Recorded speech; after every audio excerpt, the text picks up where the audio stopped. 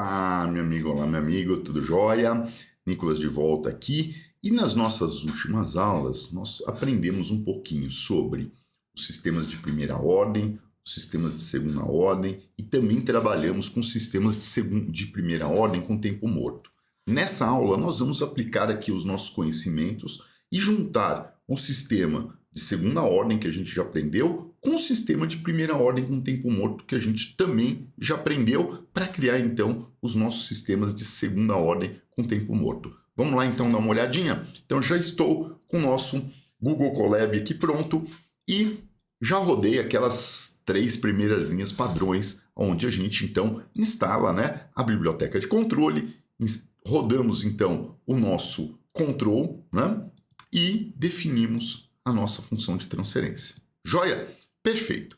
Então, lembrando a nosso sistema de segunda ordem, ele é definido, né, por 3 constantes, né, constante K, né, o ganho, o tal e o zeta, tá joia? E além disso, nós temos que também determinar o nosso tempo morto para fazer o sistema de segunda ordem com tempo morto. Então vamos lá, vamos começar aqui com um exemplo, um Kp igual a 2, tá joia? Vou colocar aqui um tal igual, vamos pensar aqui no 150, então por qualquer valor, vocês podem usar o valor de vocês. Lembrando o zeta, o fator de amortecimento, né? Zeta, então, podemos ter valores acima de 1, um sistema super amortecido, 1 criticamente amortecido e menor do que 1 o nosso sistema subamortecido. Vamos criar um sistema aqui subamortecido, vamos pensar o zeta igual a 0,5 e vamos trabalhar com um delay, né,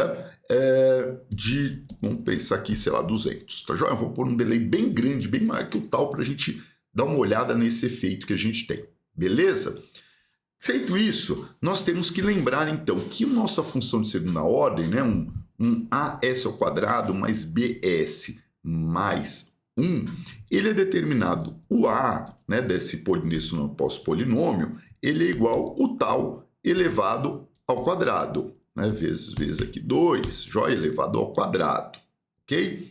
O nosso B, ele é igual a 2 vezes o zeta, né, o nosso fator de amortecimento, vezes o tal, tá joia? O tal tá maiúsculo aqui, né, vezes o tal, ok? E o nosso C é igual a 1 mesmo, joia? Portanto, o nosso sistema de segunda ordem, nosso SIS, vai ser então Kp, que é o ganho que a gente tem, o G, ok? Kp, dividido por A vezes S elevado ao quadrado, mais B vezes S, mais 1, ou mais C que a gente tem aqui, perfeito? Então, nós temos já o sistema de segunda ordem definido, ok? Vamos adicionar outras linhas de código aqui para facilitar a nossa vida.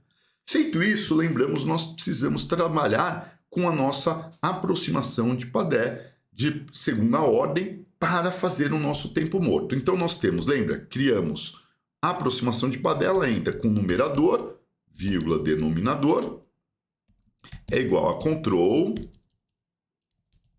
ponto, Padé, ok? E aí nós temos como informações o delay, que a gente define, vírgula, a ordem do Padé, então, segunda ordem, e nós vamos usar um numerador, né? A ordem no numerador igual a 0. Isso facilita para que a gente não tenha, na ordem de simular, valores negativos no começo do nosso processo e ele já saia positivo direto. Isso aqui é bem interessante. Então, é o num degree que a gente tem, ó, tá aqui o num degree, ele até me põe aqui direitinho, né, para a gente pôr, é igual a 0, joia? E com isso, então, nós vamos ter que o Padé que a gente vai chamar vai ser um control, né, uma função de transferência, control transfer function, baseada no meu numerador, vírgula, o meu denominador que a gente já escolheu. A gente pode, inclusive, verificar, né, qual que é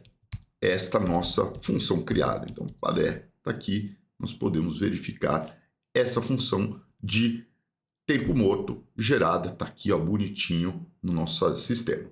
Legal? Feito isso, nós precisamos o quê? Simplesmente adicionar esses 2 sistemas em série, joia? Então, nós vamos chamar então nosso sistema de segunda ordem plus dead time, second order plus dead time, é igual a control.series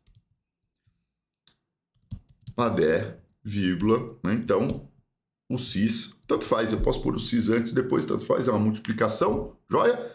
Então, não temos problemas aqui, ok? E aí está o nosso sistema de segunda ordem com tempo morto criado. Eu posso até verificar esse valor, ó, second order plus dead time, e vamos ver a função criada, joia?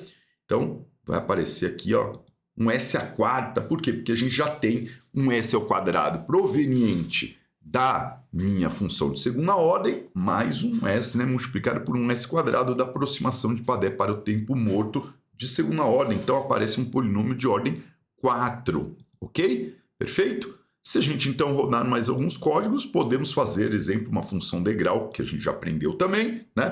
T, y é igual control, né? Ponto, step response. Ele vai mijar. Né? Control step response. E aí nós vamos colocar o nosso second order plus, né? Second order plus dead time, que está aqui no meu sistema. Joia? Rodei novamente. Essa minha função, né? Degrau. E aí nós podemos gerar um gráfico. E vocês sabem como que a gente vai gerar, né? O plt.plot, ok? O nosso t, y. E claro, vocês podem fazer todos os incrementos que a gente aprendeu, colocar o grid line, colocar o título e tudo mais. E aí está a nossa função de segunda ordem, perfeito? Olha lá, nossa oscilação causada pelo zeta menor do que 1 e o nosso tempo morto ali no comecinho do nosso sistema, né?